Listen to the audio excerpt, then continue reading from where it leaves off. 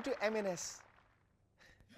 दोस्तों, इतने सारे प्रोडक्ट्स को इंडोर्स करने के बाद अब मेरे पास कुछ और इंडोर्स करने के लिए बचा ही नहीं, इसलिए आज मैं आपके लिए रोजमर्रा की जिंदगी में काम आने वाले कुछ प्रोडक्ट्स लाया हूं। आहा, पेश है कल्लूराम का वड़ा पाव। इसका वड़ा मेरी बॉलिंग की तरह इफेक्टिव और इसका पाव मेरी बैटिंग की तरह स्मूथ और इसका स्वाद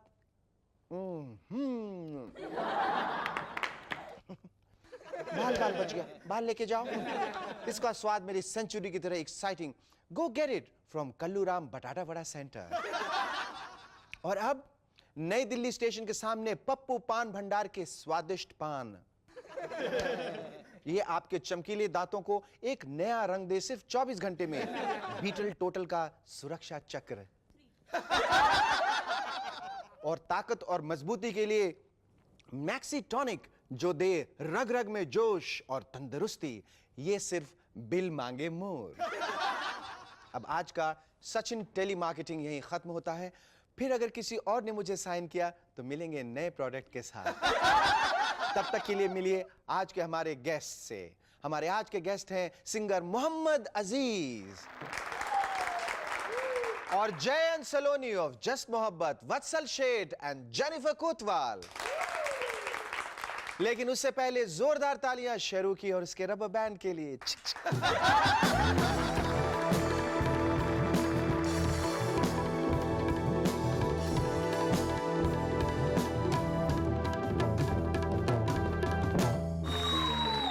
hello, welcome back. I am SSN, you watching MNS। हमारे देश के नेताओं के दिमाग में चुनाव इस कदर छाया रहता है कि अगर उनसे कारगिल की बात कीजिए तो वो समझते हैं कि शायद चुनाव आयुक्त गिल साहब की कार की बात हो रही है। और जब कुछ लोग कारगिल के लिए एक ऐसे ही नेता के पास सहायता मांगने पहुंचे तो नेताजी बोले, वाह जी वाह, कारगिल चलाएं और सहायता हम दें। लेकिन इधर कांग्रेस ने तय किया है कि वो वाजपेयी सरकार से रोज एक सवाल करेगी, ठीक वैसे ही जैसे कि स्कूल में हम सब रोज एक पेपर देते थे। जरा सोचिए कितना अच्छा दृश्य होगा कि अटल जी, अडवाणी जी और जॉर्ज साहब कुर्सी टेबल पर कांग्रेस के सवालों के जवाब लिख रहे हैं और सोनिया जी चक्कर काट रही हैं कि कहीं नकल तो नहीं हो रही है। लेकिन कांग्रेस बीजेपी से क्या क्या सवाल पूछेगी ये जानने के लिए हमने यह क्वेश्चन पेपर हासिल किया है। कांग्रेस टू बीजेपी प्रश्न पत्र, समय 1 घंटा, अंक 50।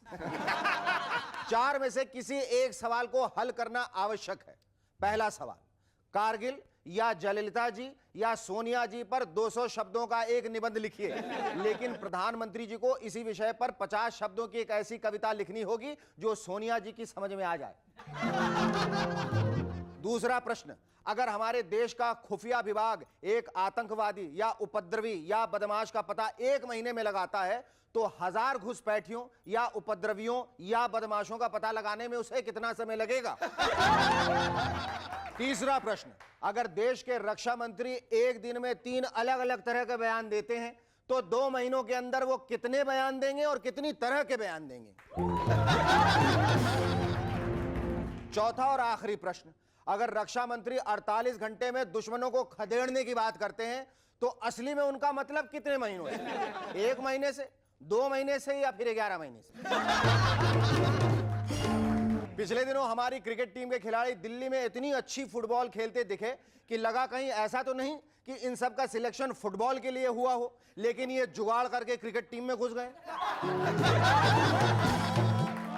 खैर जो भी हो, हमने पता लगाया कि इन क्रिकेट खिलाड़ियों को इतनी अच्छी फुटबॉल कैसे आती थी। पता लगा कि सबकी LBW की प्रैक्टिस काम में आ रही थी, क्योंकि जब क्रिकेट की इतनी छोटी सी बॉल उनके बैट छोड़कर पैर पे लगती है तो फिर फुटबॉल क्या चीज है। वर्ल्ड कप में हारने के बाद सब खिलाड़ी तो तुरंत हिंदुस्तान वापस आ गए, पर हमारे कप्तान साहब 33 दिनों के बाद लौटे। वो शायद ये सोचकर रुक गए हो कि भ्रष्टाचार तो सब जगह है, ऑस्ट्रेलिया में भी कोई ना कोई तो ऐसा होगा जो कुछ ले देकर कप हमें दे दे। भाई हमारे देश को तो कप से मतलब है, चाहे खेल कर लाओ या घोटाला करके, कुछ नहीं तो उठाकर ही भाग लो। लेकिन हमें यह बाद में पता चला कि अजहर भाई लंदन में अपने कंधों का इलाज करवा रहे थे। अरे हाँ याद आया, एक मैच में उन्होंने 50 रन बनाए थे। अब प्रैक्टिस नहीं है ना तो शायद इसलिए दर्द हो गया होगा। आजकल जिधर देखिए उधर ही मैच फिक्सिंग के चर्चे। और यह भी पता लगा है कि मैच के दौरान जो खिलाड़ी दर्शकों की तरफ बैट उठाते हैं, पानी मांगते हैं और जो भी इशारे वगैरह करते हैं, दरअसल वो बुकी को इशारा होता है। यह सुनकर तो मुझे अपने खिलाड़ियों पर भी शक होने लगा है, क्योंकि अपने खिलाड़ी खेलते कम और ऐसे नखरे ज्यादा दिखाते हैं। लेकिन इन सबसे टीम के 12वें खिलाड़ी की परेशानी बढ़ गई। पता लगा पिच पर खड़ा बैट्समैन बुकी को इशारे कर रहा है और इधर बेचारा 12th मैन कंफ्यूज होकर बार बार पानी की बोतल लेकर चक्कर लगा रहा।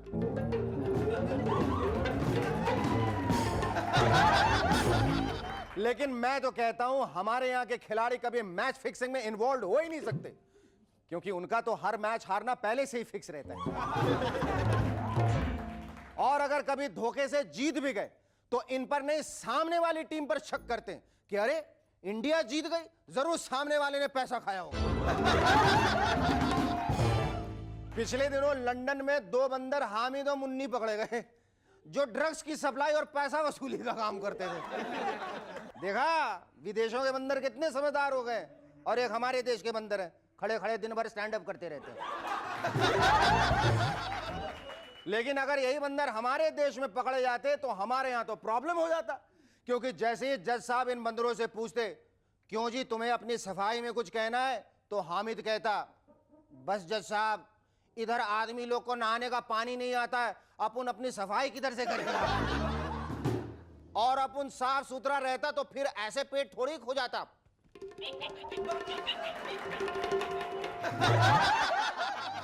यह पता लगा है कि बंबई की बेस्ट बस के ड्राइवर पहाड़ी इलाकों में भी अच्छी तरह से बसें चला सकते हैं। वो इसलिए क्योंकि उनको यहां और वहां में फर्क ही महसूस नहीं होता, क्योंकि उन इलाकों में गोलाबारी से सड़कों में बड़े बड़े गड्ढे हो गए और यहां बंबई में बारिश से गाड़ी से जाइए तो पता ही नहीं लगता कि कांदीवली जा रहे हैं या कश्मीर।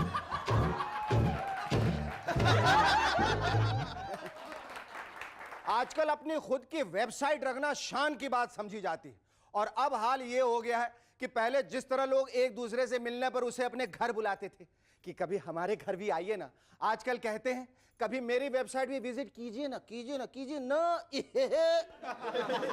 वही www.shekhar.com। और जब सब लोग वेबसाइट रख रहे हैं तो भला हमारा मुन्ना मोबाइल पीछे क्यों रहे। कहने लगा, अरे अपन के घर में तो हर कोने में वेबसाइट है क्या, अपन तो साफ कर कर के कंटाल गया है, जिधर देखो वेबसाइट है बाप।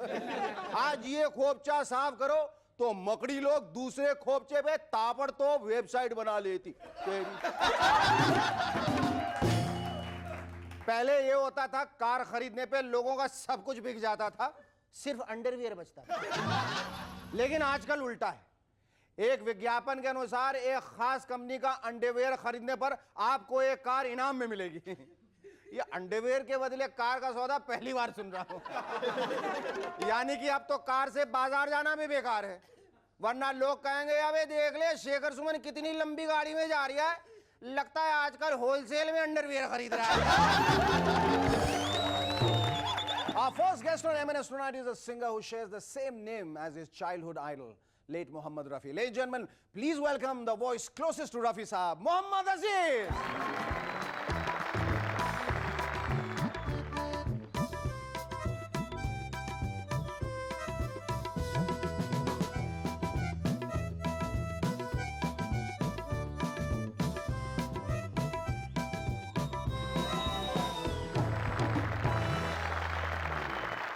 मोहम्मद अजीज साहब, मुझे ऐसा लगता है कि जिसने भी आपका नाम रखा है मोहम्मद अजीज, गलत रखा, सही नहीं।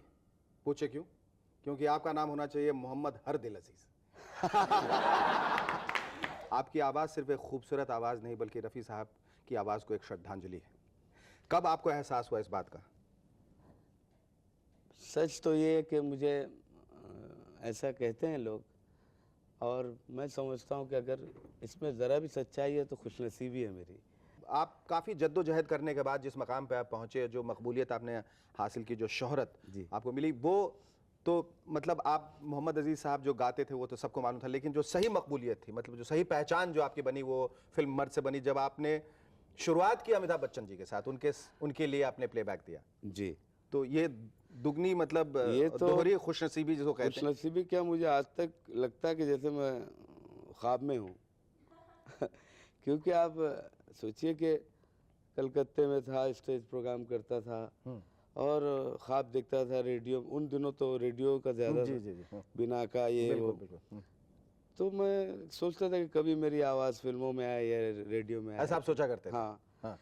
लेकिन बॉम्बे आने के 2-2.5 साल के बाद पहले सबसे पहले तो मैं उनका नाम लूँगा, सपन जगमोहन जी और ख़ासकर उषा खन्ना जी, जिन्होंने मुझे चांस दिया। लेकिन जब मुझे पता चला सुबह 6:30 बजे एक लड़का आया मेरे पास अन्नू मलिक साहब के यहाँ से कि जल्दी चलो रिहर्सल करना, तुमको अमिताभ बच्चन के लिए गाना। अजीज भाई, क्या ये सच है कि आपने 13 भाषाओं में गाने गाए? बिल्कुल सर। आप ही ने गाए या नहीं। आपने हिंदी में गाना गाया और बाकी सब डब करा दिया? ऐसा तो नहीं था। नहीं, मैंने किन किन लैंग्वेजेस में गाया? बंगाली, हिंदी, उड़िया, गुजराती, मराठी, आसामी, पंजाबी, हरियाणवी और भी बाकी हम समझ लेंगे। गढ़वाली, तमिल, तेलुगु, ओहो। सब इस तरह ओह माय गॉड, 13 लैंग्वेजेस। एक बात मैं आपसे पूछने की जुर्रत कर सकता हूं या ऐसा कहूं कि गुस्ताखी कर रहा हूं, ये आपको ऐसा कभी लगता है कि चूंकि आपकी आवाज़ रफ़ी साहब से मिलती जुलती है तो वो बात जो है आपके आड़े आ गई करियर के? कहीं ऐसा तो नहीं हुआ? नहीं यार, रफ़ी साहब से मिलती जुलती थी इसलिए तो मुझे चांस मिला। हाँ, इस वजह से चांस मिला। और आज भी कुछ लोग गा रहे हैं जो जिनकी आवाज़ उनसे मिलती है। हाँ, बल्कि मैं यूं कहूँगा कि आज ऐसे भी लोग गा रहे हैं जिनकी आवाज़ मुझसे मिलती है। और फिर अच्छी चीज़ को अपनाना कोई बुरी बात नहीं। बिल्कुल नहीं। हमें ये जानकर बड़ी खुशी हो रही है कि आपकी ज़िंदगी के कुछ चंद सपने थे वो आप साकार हुए। हम चाहते हैं कि आगे भी ज़िंदगी में आपने जो अपने बहुत सारे सपने अपने अंदर जो संजोए रखे हैं वो भी साकार हों, यही हमारी कामना। Thank you so much, lovely talking to you. Our first guest, Mohammad Aziz, had to rush off for a recording, so we move on to our second guest. Our second guest on M&S tonight are two of the hottest teenagers on the tube. Ladies and gentlemen, please welcome Jay and Saloni from the immensely popular series Just Mohabbat, Vatsal Sheth and Jennifer Kotwa.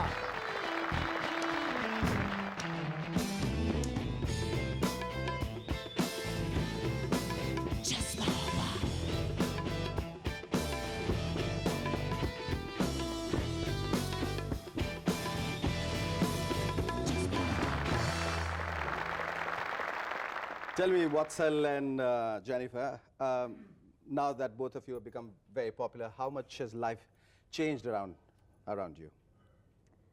I mean, you just notice more people in the building and all going, okay, so that's the girl. I mean, does she come in Just Mohabbat? Oh, Saloni. The worst part about it is your name, they know you by Saloni. I mean, no more that Jennifer thing coming in. So that's That hurts? one disadvantage, but But very I fine think with it. they'll all come around. Eventually, I think when you move on to do your second and the third serial, I suppose they will know you by your first name. Yeah, or you know, maybe by your pet name. Like sometimes a few kids came up, please autograph. So like it was my first autograph. So I just wrote like love Vatsal and said, please Jay लिख के दो ना. अच्छा, tell me, ये जो तुम्हारा character है जो इनका पीछा करता रहता है serial में, and I believe that you have not been able to tell her categorically I love you. Yeah. Right? Yeah. Would you like to say it now? I'm giving you the opportunity to do so because the director is not going to allow you for maybe 52 more episodes, but I'm going to give you the pedestal and the latitude and the freedom to perform and say even more than that if you want to. I love you. But that sounds so true. I think ऐसा लगता है कि इस emotion को, इस जज्बात को तुम बहुत दिनों से अपने अंदर दबा के बैठे हो, नहीं? ऐसा तो कुछ नहीं। नहीं। हाँ? Okay, Vatsal, Jennifer, जस्ट मोहब्बत में काम करते वक्त तुम्हें कोई ऐसा सीन याद है जो काम करते वक्त बहुत मजा आया? Any memorable or rememberable scene? When he comes to giving flowers at the bus stop, and all his friends want to give him flowers. The thing is, he had already got it for me, and all want to give it. And he lands up with so many flowers, and I'm just laughing. I'm like, what are you doing with so many flowers? You know, it's like that. जय, क्या तुम फूल वालों की सैर पे निकले हो? नहीं, वो ये बोल दे। ये तुम्हारे लिए। थैंक्स। ये सब तुम्हारे लिए। जय, ये